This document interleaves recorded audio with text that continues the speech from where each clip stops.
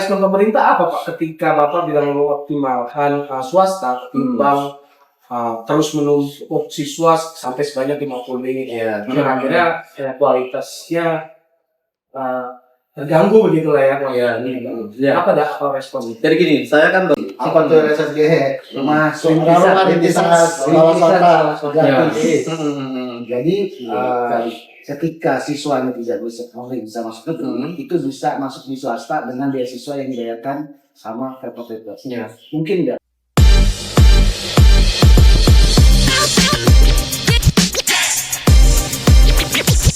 Assalamualaikum warahmatullahi wabarakatuh. Waalaikumsalam. Kita lagi Jauh ya?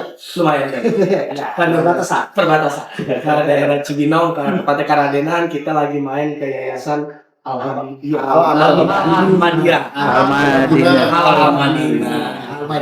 Emang biar seru gitu. Emangnya nggak tahu. Tegas. Ya kan? Pak Agus, terima kasih buat waktunya. Beliau adalah ketua BMPS Jawa Barat ya Pak. Sekaligus ketua Yayasan Almadinah. Gimana kabarnya Pak Agus, sehat? Alhamdulillah, sehat Mas. Gimana semuanya? Sehat? Alhamdulillah Sehat. Enak Pak ngurusin sekolah Jawa Barat. Pusing Jawa Barat lagi. Pusing sih. Bapak berlatih Pak? Ya, dilantik. Bisa dijelaskan Pak? Bisa ya. Dan sampai akhirnya si Bapak ke depan mau apa sih Pak? 5 Oh tahun. iya. Jadi saya dilantik bulan Oktober kemarin. Oktober 2025. Sebelumnya saya juga sebagai ketua PMPS Kabupaten Bogor, 2 periode. 2 periode? 2 periode. Ya, jadi udah katam. Iya. Atau ya. Ya, kita memang punya visi ya, jadi punya tujuan lah. Kalau bisa Badan Musyawarah Perguruan Swasta ini atau PMPS itu menjadi mitra yang sejajar dengan pemerintah. Khususnya Jawa Barat. Iya, Jawa Barat khususnya. Apalagi di Jawa Barat ini kan dinamika pendidikan kan begitu luar biasa. Jadi kami itu ada siswa yang sekolah swasta di Jawa Barat itu hampir 3.500.000. Peserta didik yang sekolah swasta memang. Itu lingkup SD, SMP, Iya, SMA. Kalau di SD, SMP, SMA, termasuk yang di madrasah. Nah, kalau yang di SMA, SMK itu kalau tidak salah kita itu ada sekitar 1.900.000 siswa. Itu yang 900.000 di negeri, yang 1 jutanya ada di swasta. Ini banyak swasta betul ya Pak. Sekarang bayangkan berapa besar kontribusi sekolah swasta. Kita adalah ya menjadi perhatian khusus lah pemerintah daerah ya. Dan kita dengar sendiri kan, dinamikanya luar biasa. Nggak main. Ada satu kelas 50. Kamu sudah putus ya? Tapi putusan di solusinya apa? Ya solusi kita kan win-win solusi. Dari ke depan kemarin setelah ada diskusi ya, sering menjadwal ketua BMPS, ya insya Allah kita akan itu ditingkatkan dan mengambil intinya kami sih mendukung sebuah kebijakan pemerintah. Saya melihat bagus sih alasannya, cuman mungkin sosialisasinya dan waktunya saja yang untuk pelaksanaannya. Itu gesa-gesa. Iya, Dan apalagi dia melibatkan BMS. Spirit kan yang untuk menghilangkan apex, angkat sekolah kan. Tapi kan apex ini kan butuh-butuhannya alasan kenapa anak sekolah. Ya. Ada alasan sosiologis, ada alasan geografis, ya, demografis, ada alasan ekonomi dan banyak alasan yang lain. Sehingga tidak bisa digeneralisir bahwa anak lulus sekolah itu ada di daerah-daerah kantong-kantong di perkotaan. Justru APS itu adanya di pinggiran, ya, di pinggiran.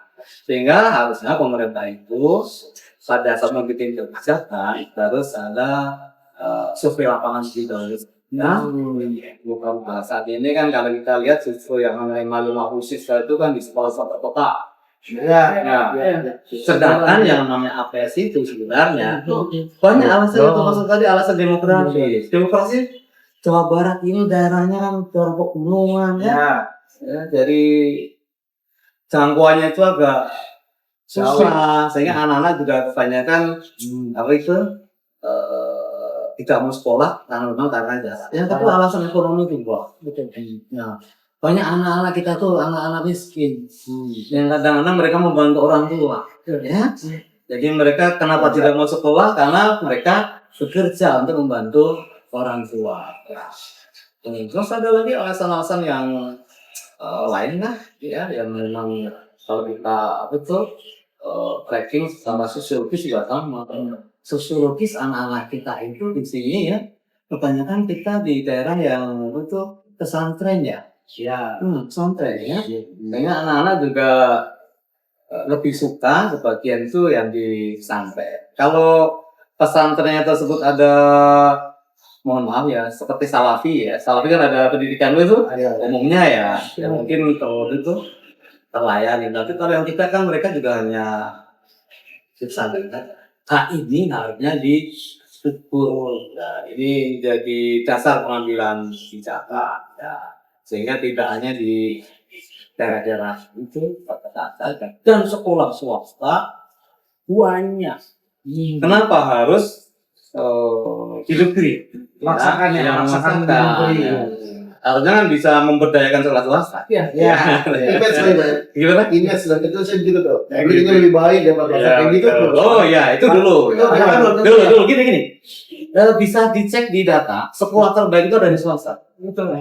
Swasta. Tapi memang kami juga menyadari sekolah-sekolah yang kurang baik lebih banyak dari swasta juga. Betul. Itu mungkin karena nggak dilibatkan kali ya, Pak. Kalau sama-sama semangatnya untuk pendidikan, mungkin secara merata akan naik juga grade yang dari tadi swasta yang tidak baik, jadi baik, yang baik semakin baik. Gitu. Apalagi sekarang sudah ada zonalisasi nih. Dengan adanya zonalisasi ini kan sudah segi banyak mendegradasi sekolah unggulan kan. Ya. Tapi kalau di swasta kan tidak. Ya, di swasta kalau mereka memang mohon maaf sekolah-sekolah yang levelnya itu standarnya tertentu dan mereka tetap akan bisa dan dengan boleh. Jadi ada kesulitan swasta untuk orang yang sedang bisa dibantahkan. Dibantahkan kok. Justru swasta itu kebanyakan melayani orang yang tidak punya duit. Wow. Nih, saya kasih tahu ya. Sekolah swasta yang menengah ke atas atau sekolah elit itu nggak nyampe 5%. Nggak nyampe 5%, ya. Apa aja yang nyampe 5%? Jumlahnya. Ya. Sekolahnya nggak nyampe 5%. Sekolah elit sekolah elit nggak nyampe. Yang sekolah menengah itu ya sekitar 20%. Sisanya menengah ke bawah. Sekolah swasta itu banyak yang menggratiskan SPP. Ya, mereka itu. Saya menggratiskan SPP.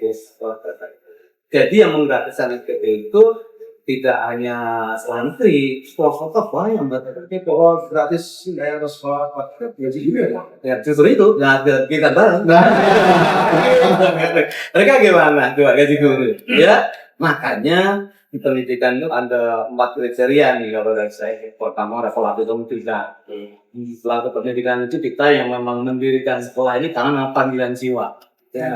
Panggilan jiwa, makanya tadi nggak ada pendapatan pun kita sebagai penyelenggara kadang-kadang nggak ada rumah, jual mobil, ya gaji guru operasional, ya nih yang pertama. Yang kedua ada bisnis pendidikan. Nah, bikin sekolah karena memang bisnis, profit oriented. Ada lagi yang ketiga, mafia pendidikan. Mafia pendidikan. Yang keempat apa nih, Pak? Yang keempat sukarelawan pendidikan. Oke. Sukarelawan pendidikan. Jadi kita kebanyakan di swasta adalah pelaku pendidikan. Nomor 1. Iya, nomor 1 itu hampir 80%. Kalau kita tidak sebagai pelaku pendidikan nggak bisa jalan. Karena bikin sekolah itu kegiatan yang padat modal. Bagaimana caranya harus punya tanah dulu? Iya. Tanahnya berapa ribu meter sekarang? Minimal 3.000 meter ya sama-sama kan? Iya. Ya kan? Belum membangun gedung. Iya. Ya. Terus kita muridnya belum ada. Berarti kita punya modal dulu. Ya. Untuk mendapatkan murid itu kita membangun image dulu. Ya. Tidak ada sekolah swasta itu tiba-tiba bangun berdiri, muridnya langsung banyak. Nggak ada. Ya, kecuali negeri. Negeri itu gedung numpang aja udah ngantri. Karena tadi disampaikan masih negeri minded. Berarti satu tahun pertama itu menjadi pertama tuh nak gitu misalkan Swasta. swasta. Bukan 1 tahun pertama, 10 tahun pertama. Nih, saya sebagai pelaku ini mas. 10 tahun pertama. Citra itu di 10 tahun. Oh iya, berat. Ngomongin citra itu. Kan? Berat citra itu. Karena harus diterima oleh masyarakat. Kan salah satu tolak ukur sekolah yang bagus itu kan simple. Muridnya banyak. Ya. Kalau murid banyak, mereka berbondong di suatu sekolah karena ada sesuatu yang menarik, ya. Identitasnya mungkin, pelayanannya mungkin salah satunya gratis biaya, ya. Akhirnya mereka berbondong. Sekolah yang tidak menarik akan ada menarik. Pokoknya kalau saya sih gak mau kan. Kalau sekolah bubaran itu bikin macet itu sekolahnya bagus. Ya, bagaimana? Saya ada yang menarik tadi dari negeri minded. Iya. Berarti kan betul emang nggak bisa kita bantah kira ya, baik orang tua, bagaimana sekolah negeri ini, Pak. Apakah pemerintah punya peran dalam membangun membranding negeri minded ini bagus gitu, sehingga pihak swasta Atau tinggikan. kan Sebenarnya dibilang punya peran ya pemerintah. Saya melihat pemerintah ya peran. Ya, tapi memang daya kita masyarakat kita bisa. Jadi anggapan masyarakat menengah ke bawah itu kalau nanti itu gratis. Yang salah. Padahal swasta sendiri juga udah gratis. Kalau lebih gratis ya mau gedung di negara. Gaji guru dibayar enggak? Kalau swasta ya mau gedung gaji guru harus mandiri. Sehingga memang ini memang harus ada edukasi kan memang kita terketawakan. Dan yang kedua ya memang kadang-kadang maaf ya kan pembangunan setelah negeri salah satu aspirasi daripada wakil-wakil rakyat Indonesia. Ya kadang-kadang disalahkan juga. Ya, yang perlu kita benahi adalah saat ini pemerintah baru hadir ya dengan sekolah swasta atas kontribusi yang telah diberikan oleh sekolah swasta. Kita tidak pernah menyalahkan pemerintah adanya betul sekolah negeri karena pilihan sekolah itu bukan ditentukan oleh penyelenggara sekolah, bukan ditentukan oleh itu pemerintah, tetapi masyarakat itu sendiri, ya. Kalau masyarakat sukanya di negeri ya enggak, gitu kan nih.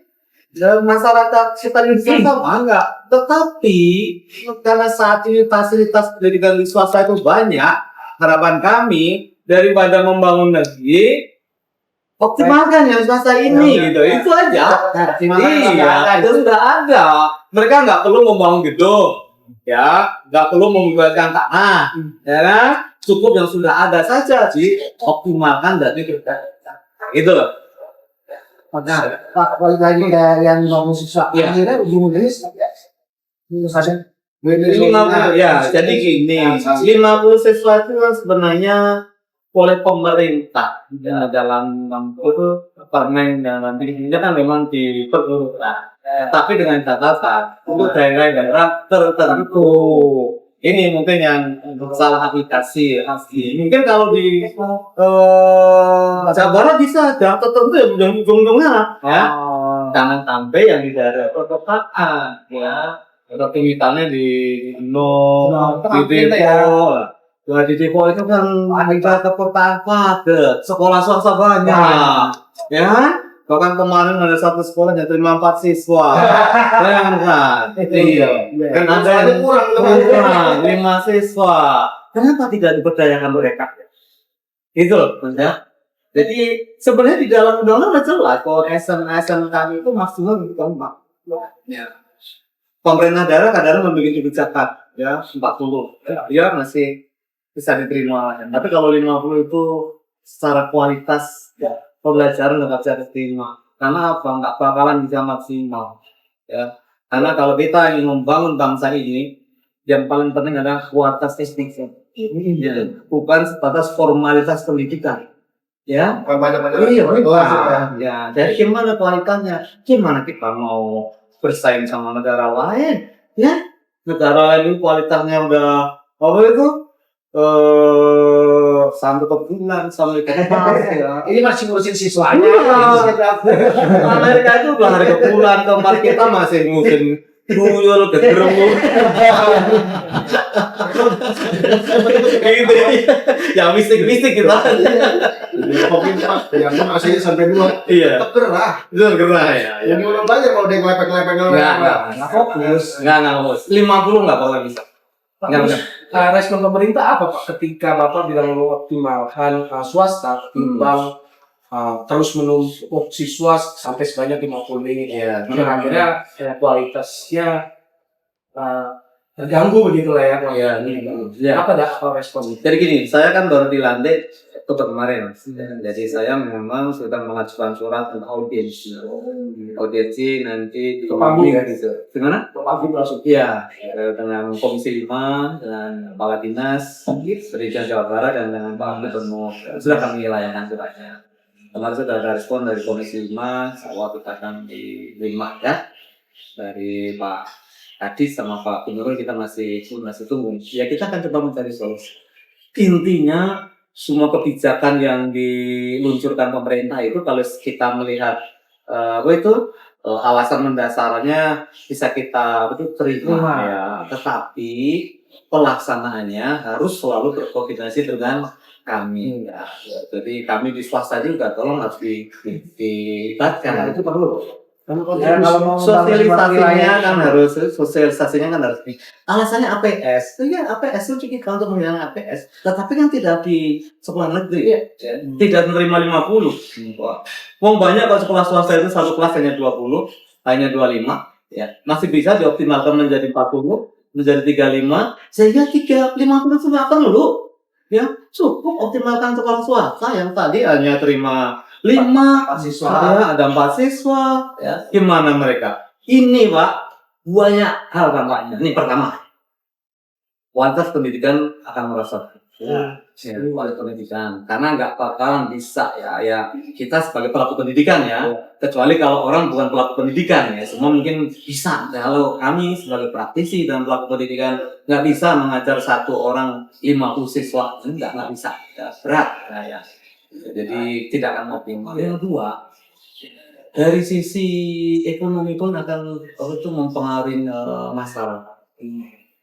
Misalnya dengan sekolah swasta tidak punya siswa, otomatis tenaga kerja kan juga akan terkurang dan sebagainya.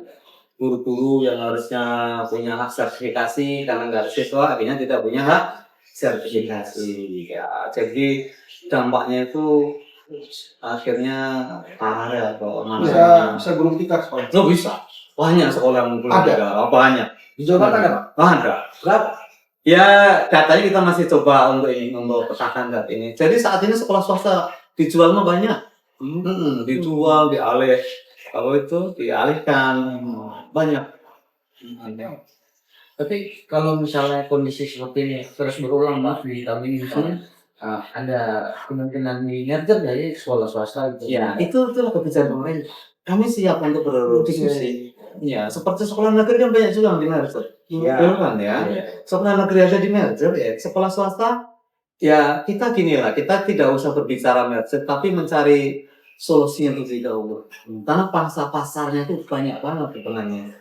Ya, sekarang yang paling penting ada pemerataan. Di negeri itu terlalu banyak yang ada di negeri. Misal punya data ya di Jawa Barat nih. Saya coba Ini saya buka ya data saya ya. Saya buka ya. Jumlah sekolah di Jawa Barat, sekolah negeri untuk SMA itu ada 529. Negeri hanya negeri. Swastanya ada 1.350. lebih ya. Kita 3 kali lipat. Hampir itu iya. Siswanya berapa? Di negeri itu ada 540.000 siswa. Dari negeri. Dari 500 sekolah. Di swasta, sekolahnya yang 1.350, siswanya hanya ada 300.000. Nah, kan yang gampang banget ya. Negeri yang hanya berapa itu? Yang hanya 500 siswanya ini ada berapa nih, siswanya untuk SMA itu ada 550.000. Berarti rata-rata per sekolah 1.000. Ya. Ya kan? Nah, sekarang gantian ini SMA swasta itu ada 1.350, siswanya ya 300.000. Berapa rata-rata per itu? Per ratusan, 150. Lengkap dulu masing-masing. Kenapa ini kan juga makan? Mulai dari SMK nih, SMK sama SMK negeri itu ada 289, 300 lah gitu ya. SMK swasta itu ada 3.000. Wow. 3.000 SMK swasta ini. Nah, siswanya SMK negeri itu ada 347.000. Ya, 350.000 lah. Swastanya ada 102.000. Jombang banget. Jadi hanya 300 aja, siswanya di sini ada 600, berarti rata-rata per sekolahnya 2.000. Nih, 2.000 siswa. Sekarang di sini 3.000, ini hanya 100.000. Ini berapa? Sedikit banget kan? Iya. Nah, jadi 300 per sekolah. Coba bayangin. Nah, maksud saya, kenapa itu tidak dioptimalkan di swasta? Swasta masih lega ya. Dan kalau di swasta itu enak investasinya, nggak perlu gaji guru, ya kan? Nggak perlu nambah fasilitas, tinggal diberdayakan, subsidi lah. Kalau itu sekolah swasta, kan begitu. Tapi sejauh ini Pak, kan tadi Bapak sempat menyebutkan juga bahwa banyak juga ternyata sekolah swasta yang mau dijual gitu. Nah itu respon dari pemerintah seperti apa Pak melihat kondisi ini? Gitu? Itulah nanti akan saya sampaikan. Ya akhirnya gini, yang berlaku hukum ekonomi Mas. Nah, akhirnya yang nggak mampu ya belum tikat kan gitu. Jadi mohon maaf teman-teman di lapangan itu memperlakukan sekolah sebagai bisnis. Itu kan yang saya sampaikan, nggak bisa sekolah. Dan kan tadi saya sampaikan sebagai pelaku pendidikan, bisnis pendidikan, ya sekolah swasta itu kebanyakan sebagai pelaku pendidikan. Karena saya sebagai pelaku pendidikan, betapa perlunya kita membangun sekolah, membangun image kami. 10 tahun pertama sekolah swasta itu berjuang. Kami harus mampu membiayai diri sendiri. Kalau negeri kan semua dibiayai negara. Nggak ada ya. Nggak ada pastinya. Kan? Jadi ya inilah kami butuh kehadiran pemerintah, ya, diskusi sama kami dan kawan-kawan. Ini soalnya. Kita jangan berbicara menyangkut kuantitas di dalam pendidikan, tetapi kita berbicara kualitas pendidikan. Kalau kita mau bersaing dengan negara lain, ya kita harus berbicara kualitas pendidikan, ya, bukan kuantitas saja, gitu, ya. Jangan sampai maksud itu jangan sampai pemerintah malah saingan negeri dengan swasta gitu ya. Iya. Kan sejauh ini kan anggapannya seperti itu kan. Kalau saingan menyangkut kualitas nggak apa-apa, memang harus seperti itu. Ya, kami di swasta juga harus bersaing secara kualitas ya, tapi tidak boleh bersaing dalam konteks menjatuhkan. Jadi gini, pemerintah itu sebagai pengayom semua tuh, ya, pengayom sekolah negeri, pengayom sekolah swasta. Pejuang itu adalah kita ini penyelenggara sekolah swasta itu pejuang, ya, karena memang kami ingin membantu pemerintah. Sekolah swasta itu bisa dicek ada lebih dahulu daripada sekolah negeri, ya. Sekolah swasta itu dari dulu, bahkan kalau di kabupaten kota gini. Sekolah swasta muridnya banyak-banyak, ya ada kan di satu tempat itu nggak ada sekolah negeri, tiba-tiba sekolah di dirinya pasti sekolah yang muridnya banyak, kan gitu kan ya, yang sudah ada pangsa pasarnya, akhirnya sekolah swasta yang muridnya banyak ya berkurang. Jadi history. Bikin minimarket ya. Iya kan minimarket akhirnya kan. Kalau bikin lagi. Terus mereka melegalkan karena permintaan masyarakat. Ya itu tadi permintaan masyarakat karena ada kepentingan aspirasi. Ya nanti udah bisa menerjemahkan lewat orang dalam gitu. Aspirasi. Pak, Gitu. di Kota Depok itu Pak, kayak bisa nggak di Jawa Barat itu mengikuti lah mengadopsi RSSG-nya Pak Wali Kota. Apa tuh RSSG? Masuk Rintisan, Jadi ketika siswanya tidak bisa masuk negeri, itu bisa masuk di swasta dengan beasiswa yang dibayarkan sama Pemprov Depok. Ya. Mungkin nggak? Sangat mungkin. Di Depok 49 Sangat sekolah. mungkin. Iya, sangat mungkin. Saya juga pantau. Jadi saya sebagai ketua penyelenggara pendidikan di Jawa Barat, saya pantau di setiap kabupaten kota. Yang jadi masalah memang anggaran daerah masing-masing kabupaten kota itu berbeda-beda. Beda, Yang jadi masalah. Dan saya juga pantau juga di Depok. Ya, Depok keren lah ya. Dalam artian makanya kemarin Pak Sofyan Suri juga dapat juga dari BMPS itu kemarin ya, karena memang terobosan beliau yang luar biasa. Harapan kami semua gitu. Termasuk Kabupaten Bogor sekarang udah ngikutin juga. Walaupun masih belum sebesar Depok ya. Kalau di Depok kan satu siswa berapa itu? 2 juta lebih ya. 2 juta lebih. Di Kabupaten Bogor itu kemarin saya dengar masih 900.000. Tapi lumayan. Yang penting sudah ada Yang baiknya pemerintah hadir di situ. Betul, iya. Pemerintah hadir. Jadi kita itu merasa diakuin dirangkul itu udah senang, ya kan? Apalagi kalau memang iya sama anak bangsa gini. Mereka yang sekolah di swasta ini juga masa depan bangsa yang akan menjamin apa itu keselangsungan negara ini. Dan jangan salah loh, pejabat-pejabat apa itu daerah orang-orang hebat bukan semua dari negeri, kebanyakan dari sekolah swasta. Karena orang sekolah di swasta itu kebanyakan sudah punya kemampuan adversity, ya kemampuan ketahan malangan. Ya nggak?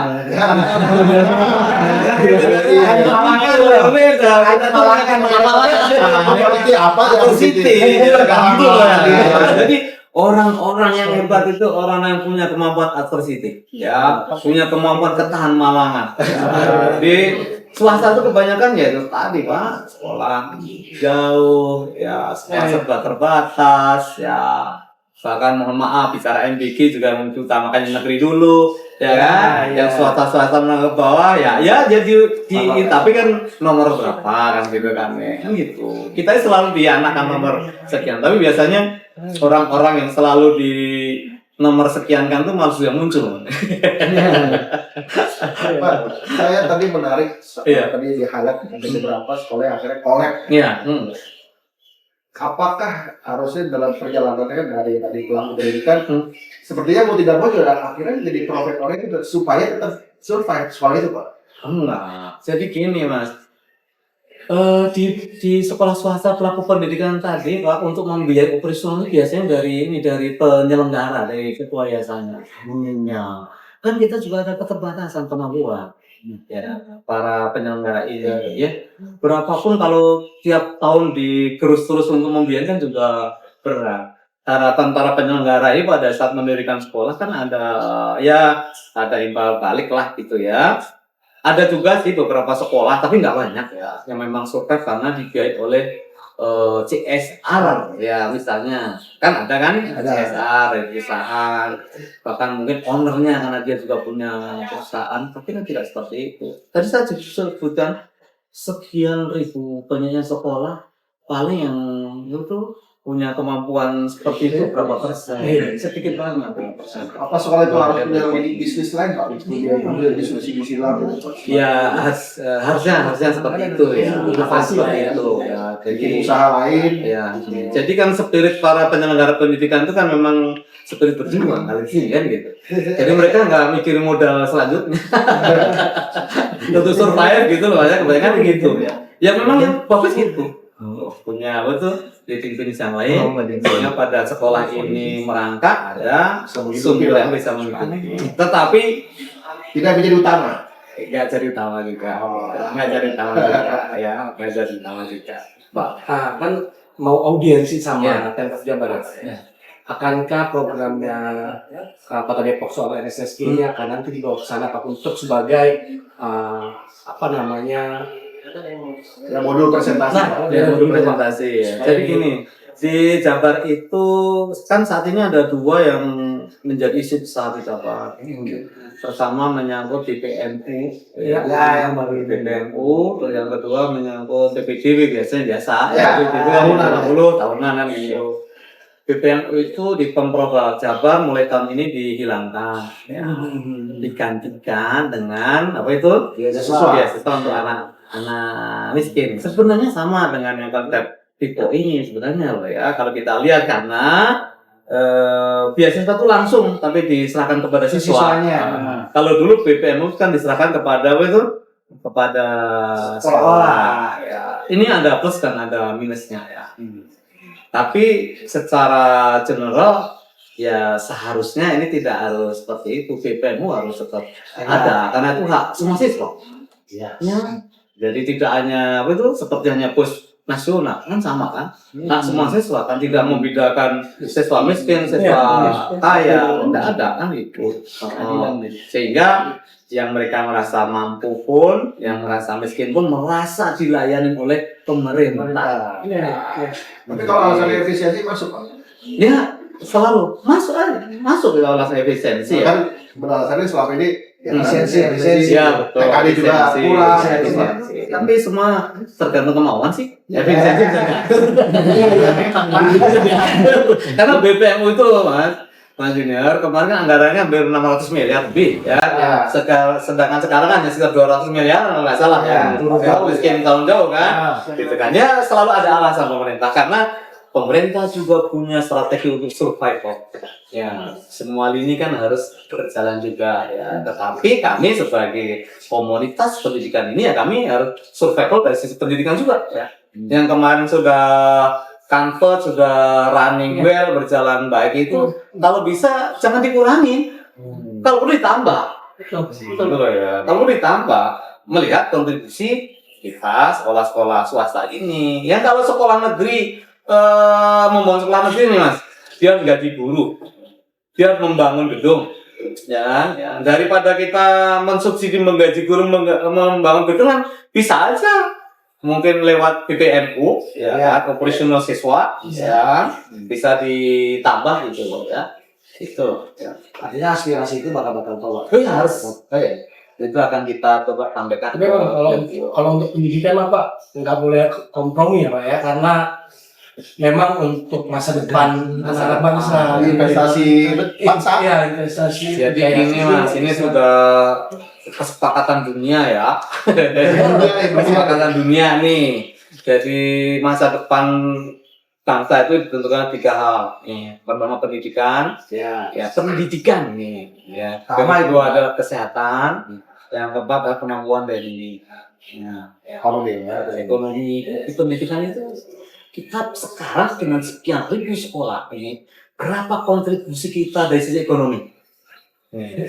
Nah hitung deh, ya sekolahnya itu berapa triliun ini sekolah yang dibina oleh sekolah swasta. Ini untuk menggaji guru di swasta di Jawa Barat itu ada 252.000 guru swasta. Sekarang berapa coba bayangannya? Ya. Kita kurang apa kita? Ya, kontribusi kita dengan pemerintah. Ya. Terus yang kedua, bangsa ini hanya bisa dikelola oleh bangsa yang cerdas, ya. Bangsa yang punya integritas, ya. Dan cerdas integritas itu dimulai dari mana? Dari pendidikan. Ya. Fondasinya gitu loh Mas. Makanya nggak boleh kompromi Bang. Jangan terlalu dipotong-potong besar gitu Bang, menurut saya. Nggak boleh. Jadi Harusnya pendidikan itu nggak bisa dipolitisasi. Mohon maaf ya, saya bicara ke sana nggak bisa dipolitisasi. Pendidikan itu kebutuhan dasar ya. Semua orang punya hak untuk mendapatkan pendidikan dan pemerintah harus adil. Wajib adil. Pak, saya ada pertanyaan yang kayaknya belum bikin soal ada ini masih temuan barat tahan ijazah. Khususnya di swasta ya. Gimana dengan ini yang kita katanya masih ada luruskan juga. Ini Mas. Justru kita melihatnya dari persepsi yang lain ya, menahan ijazah. Kenapa kalau sekolah itu menahan ijazah? Sebenarnya dengan sekolah itu masih menahan ijazah, berarti sekolah tersebut baik. Sebenarnya nggak ada ijazah yang ditahan. Tapi ijazah tersebut dititipkan di sekolah. Dan gini, kita itu ada hak dan ada kewajiban. Ya, ada hak dan kewajiban. Jadi haknya siswa adalah menerima pembelajaran. Kewajibannya siswa adalah membayar SPP ya. Harusnya di dalam peraturan masing-masing sekolah itu kalau mereka itu tidak melakukan kewajiban, harusnya kan mereka kan di drop out. Yes. Ya kan? Harusnya kan gitu. Ya. Kalau dia tuh sampai kok sudah sampai ijazah, dapatan ijazah belum di drop out, kan kita simpulkan betapa baik yayasan tersebut mentolerir siswa kan gitu kan ya. Sudah ditolerir kan. Untung dia jadi drop out. Ya. Masih kelar tuh pendidikan. Iya, dan berapa triliun nilainya itu? Hampir 1 triliunan ada itu di sekolah ya, di sekolah. Di Jabar. Iya di Jabar berapa itu kan SMA sama SMK mungkin sama SD SMP ya. Jadi mungkin di tengah-tengah pendidikan dia tiba-tiba nggak sanggup lagi nih bayar SPP. Pendidikannya diselesaikan. Jangan, karena di sekolah swasta itu sudah sepakat kami tidak akan mengeluarkan siswa gara-gara tidak membayar kewajiban SPP. Ya. Kecuali kalau dia berantem, dia membunuh, ya mohon maaf dia melanggar susila, ya kan. Tapi kalau hanya masalah SPP nggak ada dikeluarkan. Ini buktinya sampai ijazah segitu banyak. Harusnya melihatnya dari persepsi yang positif, ya. Betapa baiknya sekolah swasta ini, ya. Lah sekarang kalau nggak kembali SPP aja bisa jalan, ya. Coba kalau negeri nggak digaji gurunya, kan udah mogok. Swasta bukan gitu kan ya. Kalau swasta nggak digaji gurunya, mereka ya hanya mengeluh ya kan, karena siswa belum bayar kan gitu Mas. Tapi mungkin nggak Pak, maksudnya pemerintah sendiri atau ini kan kebanyakan kan mengeluh ke dewan ya, karena banyak kan terus mungkin nggak pemerintah hadir untuk membayarkan itu. Ya kemarin katanya mau seperti itu, prakteknya nggak jadi. Makanya jadi Nggak jadi. Akhirnya kemarin tukerannya kan dengan PPMU. Ya, jadi mereka yang tidak menyerahkan ijazah, mereka itu tidak dikasih PPMU. Ya semua punya strategi yang mereka adalah. Pemerintah juga. Saya pekan kemarin ngopi-ngopi lah Pak, sama legislatif Jawa Barat. Bicara soal ini ijazah. Opsi obrolan itu dari rekaman saya ini adalah dia ngomong ya dikeluarin aja itu, jadi bikin opsi, bikin perjanjian bayar cicil. Karena kalau dari temuannya Pak Hasbullah ini, bisa aja tuh siswa itu ijazahnya diambil karena dia untuk kebutuhan melamar kerja tuh Pak. Nah, tapi oke lah, memang sekolah juga tentu harus dicoba juga, tapi kan ada timbangan yang bisa. Apakah opsi mungkin nyicil dah, itu bisa dipakai? Ini gimana Mas? Jadi gini Mas, saya luruskan ya. Semua siswa yang keluar dari sekolah itu selalu mendapatkan kopi ijazah yang dilegalisir dan bisa untuk melamar kerja.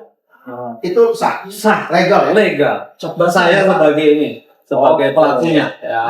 hanya yang aslinya aja yang Nggak boleh hasilnya. Ya. Dan kapanpun siswa membutuhkan, datang ke sekolah, minta kopinya, dikasih. Jadi dikasih. Yang jadi masalah dikasih. Yang jadi masalah banyak siswa yang sudah bekerja, ya mereka akhirnya pun juga tidak mau mengambil ijazah. Gitu banyak, tidak mencoba melunasin kewajibannya. Orang tuanya juga sama. Ya kan sekarang mereka merokok setiap bulan berapa itu 600.000 ya orang tuanya, giliran bayar itu SPP 100.000. Tapi pasti akan Ya. sih Pak nanti Pak. Ketika dia nggak ngurus ijazah, dia hanya sebatas dapat legalisir.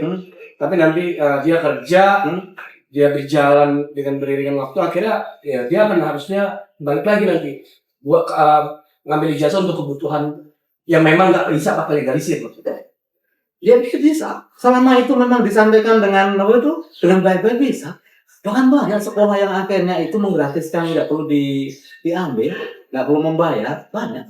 Yang penting komunikasi saja sebenarnya Mas.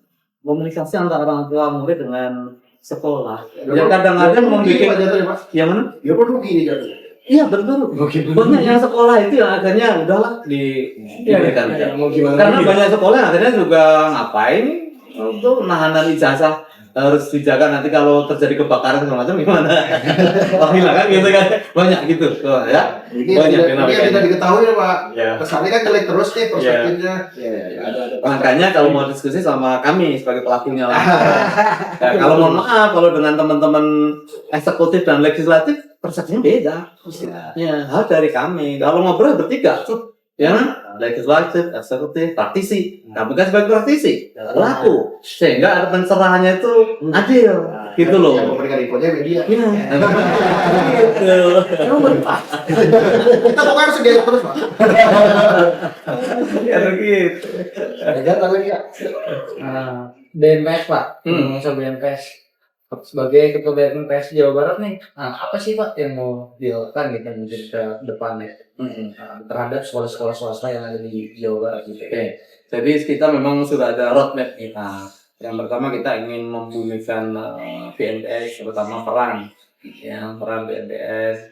Yang kedua kita ingin membangun institusi yang bermanfaat dan bermartabat. Bermanfaat itu ya kita bermanfaat untuk komunitas penyelenggara sekolah swasta.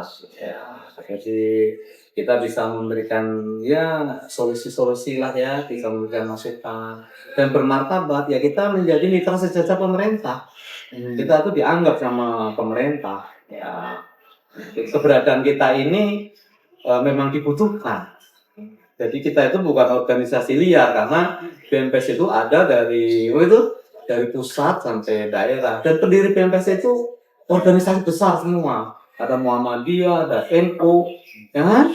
Ada PGRI, ya, ada PGI, itu pendiri BMPS. Jadi kita itu milik daripada organisasi besar karena mereka kan punya sekolah-sekolah besar.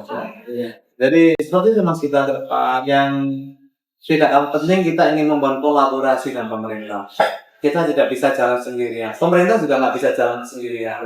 Kami sekolah swasta juga tidak bisa jalan sendirian. Jadi kita akan bikin kolaborasi indah ya. Spiritnya adalah untuk kemajuan pendidikan di Jawa Barat. Termasuk sekolah-sekolah swasta yang harus ditopang. Jadi biar tidak oleh Ya. Itu nanti akan kita coba carikan solusi sama pemerintah. Ya, kadang-kadang mungkin keputusannya baik kalau memang tujuannya baik ya juga sudah tidak apa-apa. Kita harus sama-sama terbuka itu. Tapi BMPS sudah sekolah-sekolah yang rentan maupun itu sudah terdaftar. Ada, masing-masing kabupaten kota kan ada. Karena gini, Jumlahnya signifikan. signifikan banget. Dari sekolah swasta itu ya tadi saya sampaikan bahwa hampir 60% itu menengah ke bawah. Jumlahnya orang sedikit Mas. Bahkan ada siswanya hanya 60, ada 40. Madrasah masuk kategori swasta. Swasta. Ya termasuk ya kan. Ini saya baru berbicara di Pak Distrik ya. Belum berbicara di bawah menang. Nah, gitu kan. Ya. Oke. Jadi aduh kita sama prihatinnya sekali. Ya kita butuh kehadiran, kita butuh komunikasi. Karena dengan siswa sedikit, pendapatan sedikit akan mempengaruhi layanan. Yes. Kalau layanan sudah jelek berarti kualitasnya pun akan turun. Gitu kan. Kalau sekolah swasta itu semua tergantung dari keuangan berapa yang bisa putar untuk memberikan pelayanan kepada mereka.